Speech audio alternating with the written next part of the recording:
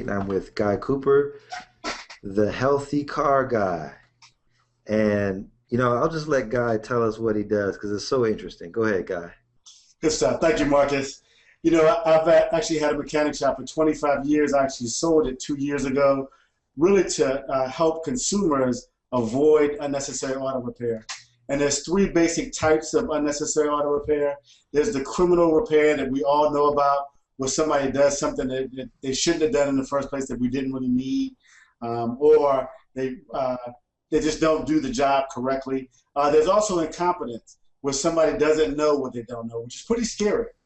And then the last level of unnecessary auto repair is miscommunication. And that actually happens on both the consumer's part and the service provider's part, where you just don't communicate well in the transaction. And I just want to, I'd like to be able to talk to your listeners about that, Marcus, just to help them to overcome that process. Cool. So why don't we start? I mean, this is going to be fun because I know you're filled with content. So why don't we start with the criminal mechanic? Like, how do we pick the right mechanic on the onset? Good stuff. Well, actually, you know what? It's something that probably most people don't do. You really need to start looking for a mechanic when you don't need one. It's like when you need to look to get funding when you really don't need to get funding. It's the same thing.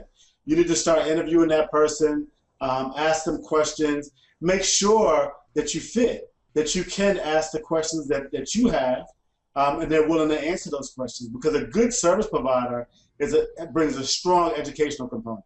And that's a service provider in any regard. They want to educate you so that you're armed enough so you can be a part of the decision-making process. So, Marcus, if I had to say anything, that's the start, is to start looking for that service provider when you don't need it. What are the three best questions to ask the service provider? Actually, what you want to do is you want to look at credentials. You want to find out what type of certifications they have. You want to find out if you have a concern, what is the process to communicate that concern through. And what I'd also ask is a diagnostic question. If I had a noise in my car, I'd like to go for a test drive with one of your people just to make sure that we're on the same page and we hear that noise together. Is that okay? Okay, that's a good one because I'm in the process of getting some repair done in my car. Actually, I moved to Anne Arundel County from Prince George's County, so now I've got to find a whole new mechanic. Wow. So this is going to be some very useful information for me. So we want to find out their credentials. We want to actually test drive the car with the new mechanic. Sure. And then how do we avoid the miscommunications that you were talking about as one of the challenges that we'll face? Well, let me give you some examples. Let's just talk about if you have a noise in your car. I want to give you some real life scenarios of things that I've actually experienced. If you have a noise in your car, you want to definitely make sure that the mechanic goes for a test drive with you so that he hears the same thing. And let's just put some names to this just to make it live and real. You go in, and when you go in to talk to the person behind the counter, that service advisor is not the one working on your vehicle. Right. And so I also want to just add this, that one of the reasons that you want to have communication real strong, because as you're dealing with that service, that person that's actually taking the order, he's not repairing the vehicle, she's not repairing the vehicle. And what if they don't have a good relationship? What if they don't have good communication? And so that's an area that we don't really think about when we actually take our vehicle to have a service. So we need to make sure that communication goes all the way through. And let me show you how that should look in the transaction and how you could hold that service provider accountable. So you go to the counter and Mike goes to take your order and he says, how can I help you, Ms. Jones? And you say, you know what, I have a noise in my vehicle and I'd actually like to have somebody go for a test drive with me. Well, Ms. Jones, that's not typically what we do. We don't have time for that. Mike, in order to repair my vehicle, I really would like to have somebody go for a test drive so that I can make sure you hear what I've heard in that regard. And you're holding the mechanic, you're holding everybody accountable right up front in that process. Well, at that point, you let them know in order for me to do business properly, that's what needs to happen for me. Mm-hmm. So you have John actually go for a test drive with you. And in that process, John goes for a test drive, he hears the noise. And you ask him, John, did you hear the noise? You definitely want to ask that. Did you hear the noise? Yes, I did, Miss Jones. What do you think that is? I'm not really sure. That's okay if he says that because he may not be able to tell. But do you think it's something you can repair? Sure. Well, at that point, he's heard it. You can start holding him accountable. 2 hours later, after you dropped your car off, Hmm. when Mike calls you back and tells you the bill is $300, you can ask Mike, and I would ask that you ask Mike, Mike, does that take care of the noise that John heard? And I can't tell you how many times, Marcus, that people would, the service writer would be like, John? Yes, Mike, John went for a test drive with me on my vehicle. I need to make sure that it takes care of the noise that he heard. Wow, Tim is the one that actually worked on your car, but I need to make sure, Mike. You know what, Mr. Jones, let me call you back and confirm that. And at that point, you can see how you can start holding that service provider accountable. And if they have miscommunication between the service provider, between the service advisor and the mechanic, just asking those small questions right there will start to keep that clear and start, holding everybody in the house accountable so that you can be taken care of in that regard. Was that helpful? Oh man, that was super helpful. I mean, I know exactly what I'm going to do, and I know exactly the questions I'm going to ask. Let me ask you, from being in the car repair business and being behind the scenes, what are just some of the things that you've seen that as the public we need to know that's going on back there at the in the shop that of course we won't see. Sure, sure. Well, first, Marcus, I'd like to share that. Um, First off, when you're looking for a service provider, you need to make sure it's somebody that you can seek understanding through. You don't need to really know a lot about cars, all the technical, and it's like any service provider that you deal with. The one beautiful thing about Google and all the search engines now is it starts leveling the playing field. You Mm. can pull up any data and start getting information to know, more of what's going on, be a more informed consumer. But I surmise to you, the way to make sure that you're an informed consumer, the best is to actually seek understanding through the service provider. So if you're asking, you don't have to know technical, but if you start asking them questions and they don't want to answer, they have an attitude, or they feel like I don't have time, or then that's a concern that you need to address right there. So that's first, because that will start to bring up red flags. If there's a level of arrogance that happens in that, or they don't want to have full disclosure in that regard, then you need to be aware of that. Yeah, that's just letting you peek behind the curtain just in that. That's a concern. When I've actually gone to my database and actually surveyed them and asked them what are some of the things they're really looking for that are most important to them, there's really three things that they're looking for the most, and that's competence, integrity, which we know is pretty obvious that we're looking for, but also transparency. And all my clients, what I've always done is I've given them a level of transparency. Now that I've sold my shop, and it's been 2 years now, that they're like, I'm having a hard time finding this transparency. So that's what I want to share. What you want to do is seek understanding through the service provider. You don't need to do a lot of research and know a lot, but you want to ask them questions. What's wrong with my car? I'm not going to give you a whole lot of technical things that you have to remember. I want to keep it as simple as possible. But I do want to share this, that you want to find out if your concern is safety related, meaning your vehicle is going to be unsafe or you'll be unsafe in driving it, or it's reliability related in the repair.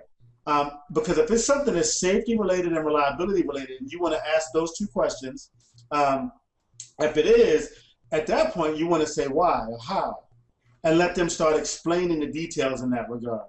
And we have technology now where service providers can actually take pictures of your parts and send them to you. You definitely want them to save your parts and get them back, even if you just have them throw them in the trash once you see them, or you take them and throw them in the trash immediately afterwards, because that immediately puts them at another level of accountability, and just asking that.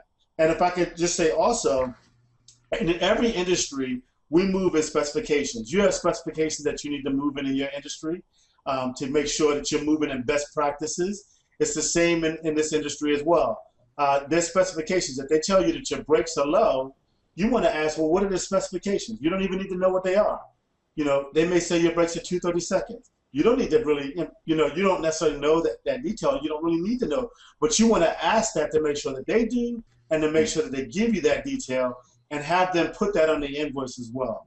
And I tell you, a service provider that you start pushing like that to hold them accountable is more apt to move you could raise the bar in the way that they do service, and you start becoming a desirable client for them as well. And honestly, if you're not a desirable client for them, with you asking questions, they may not be the one for you. Man, I'm definitely going to listen to this tape again because those questions are excellent. I love the question about is it safety related or reliably? Is it reliable related? Reliability related. Reliability related. Yes, sir. And then I didn't know that you can actually request your parts. I Yes. didn't even know that. Okay, Yes. great. So let's say that I'm going to this shop for the first time. All right, Okay. and I meet Tim, and I asked him to listen to the noise in my car. Okay, Sure. Tim does that. They they make the repair, but then they also say there was something else that we found in your car. You need to change your shocks. Sure. Now, uh, what kind of question would you ask them in that case where they just come up with a surprise repair that you weren't anticipating? Sure. Well, even before I address and answer that question, I'd like to share also that they need to give you a written estimate, and they need to share with you that the shocks need to be replaced before they actually do the job. Because if they do the job and didn't ask that up front, then that's a concern, and you can say, you know what, I'm not interested in that. Just Mm-hmm. to make that clear, because I can't tell you how many times that's a part of the ripoff Mm-hmm. where service providers will actually do a service and don't get the okay, Okay. or move in that process. So just to address that first. But next, in answer to your question, what I would do is just immediately start asking questions. Why do I need shots? And then there again, go to those same two questions. Are they safety or reliability related? And just ask questions. Why? You don't have to know anything about it, but just ask them why is that? And it's up to them to defend that. At best, what doctors do is practice medicine. And we need to do the same where we start asking questions and allow them to defend why they actually recommend a certain thing. It's the same with your service provider. And I find that people get very intimidated when they're actually dealing with automotive service providers. Don't be intimidated. You don't need to know that detail. It's their responsibility. They have a fiducial responsibility to know and understand that and break all that technical down in a language in which you could understand it. So just, ask those simple questions. Why do I need them? And if you're not comfortable, ask more questions until you're actually comfortable with that process. And let them know, you know what, I really would like to have the old part so I can see actually what's going on in that regard. Yeah, I can just feel my bank account, growing because of the savings that I'm going to have. Unnecessary auto repair. Can you talk a little bit about that? Absolutely. Well, we talked about one of them in the criminal unnecessary auto repair. Criminals, when a service provider actually does something that you don't really need, Hmm. I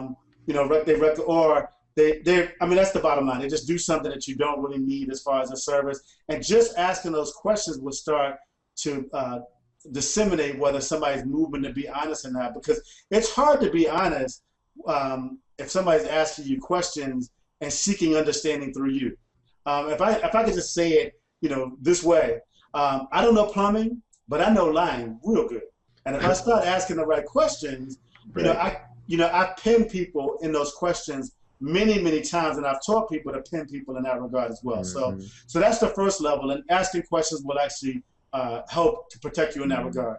The second level is incompetence, and asking questions will help with that as well. Where somebody doesn't know that they don't know, and to be honest with you, with the way cars are changing, as I stated earlier, I've been in business 25 years. Marcus, I've seen cars change, I mean, drastically, 5 times, where people that were clearly experts in the industry over those 25 years, they were total experts in the industry. The way manufacturers built cars changed so drastically that the next year they could be parts changes where they're not experts any longer because the vehicles have changed that drastically. So with that being said, cars change so much and so fast that you really have to keep up. There'll be many times when your service provider doesn't have a clue on what's going on with your vehicle.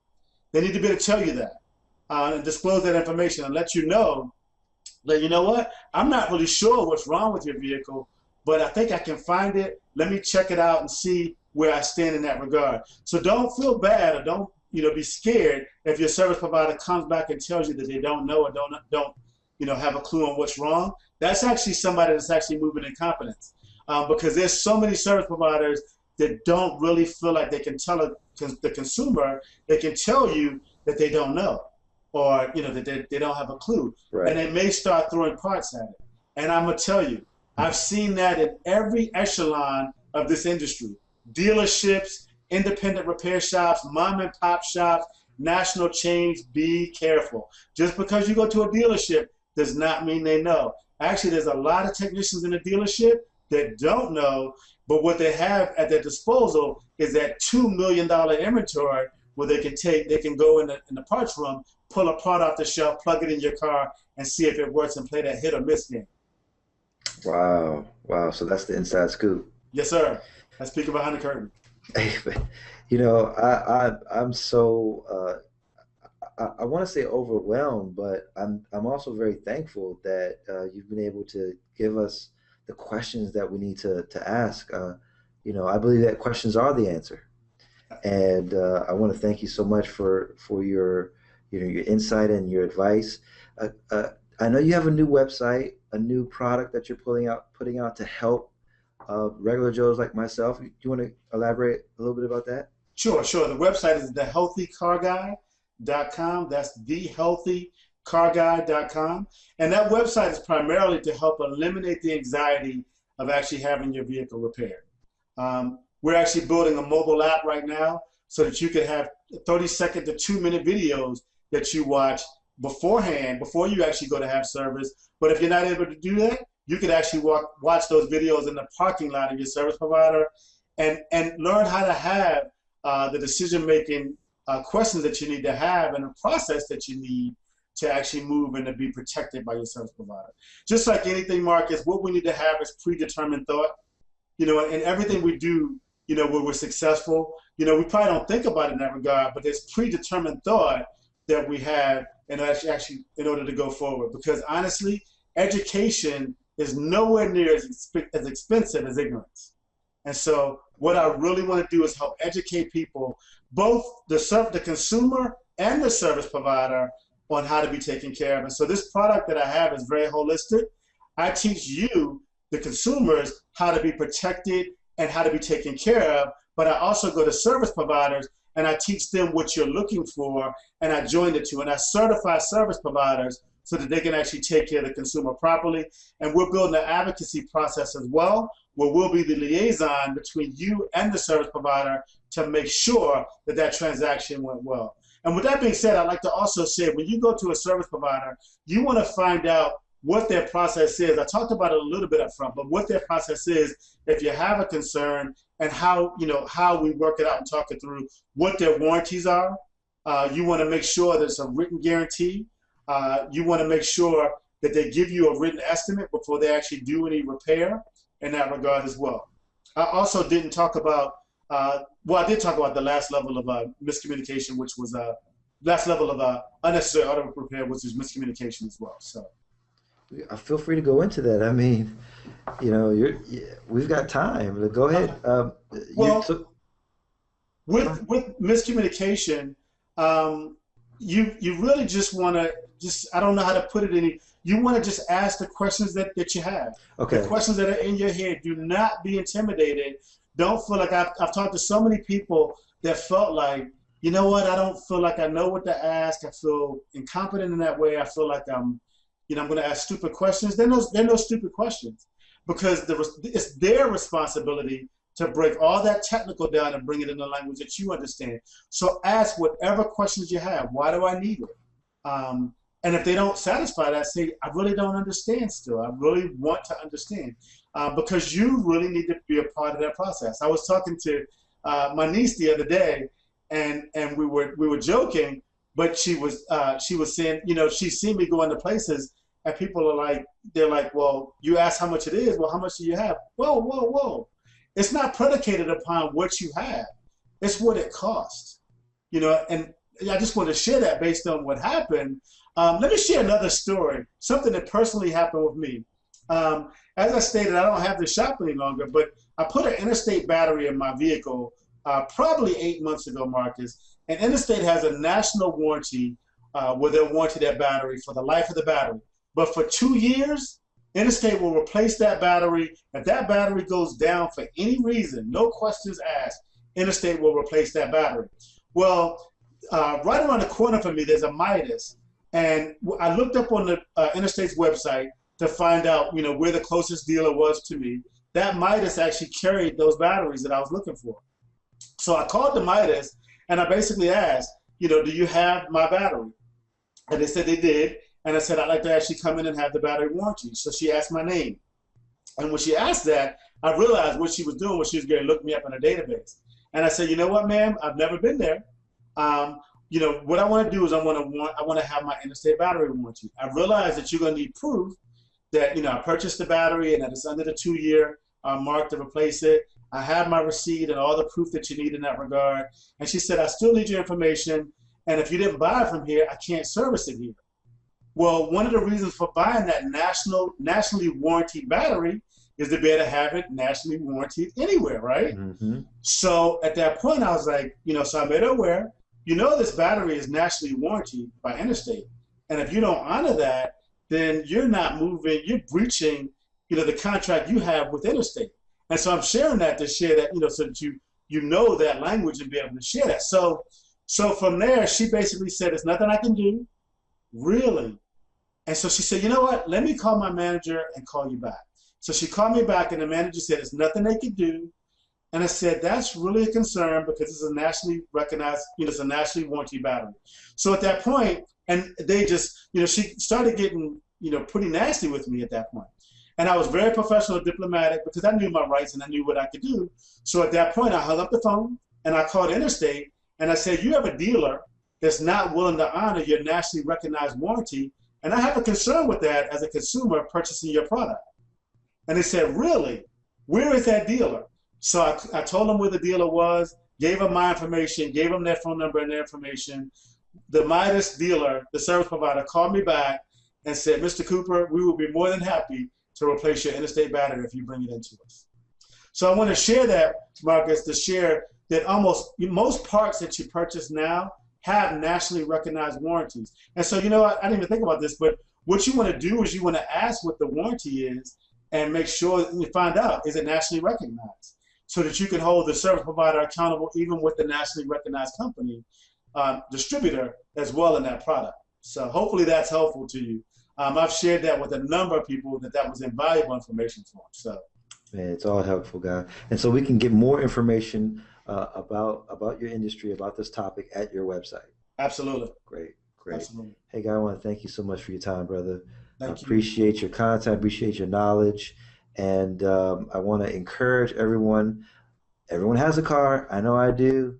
I think everyone should visit that website and learn as much as we can about the questions that we need to ask to these auto repair mechanics. Have a blessed day. I want to thank you. I want to thank you so much for joining our broadcast, and be blessed. All right. Thank you so much, Marcus.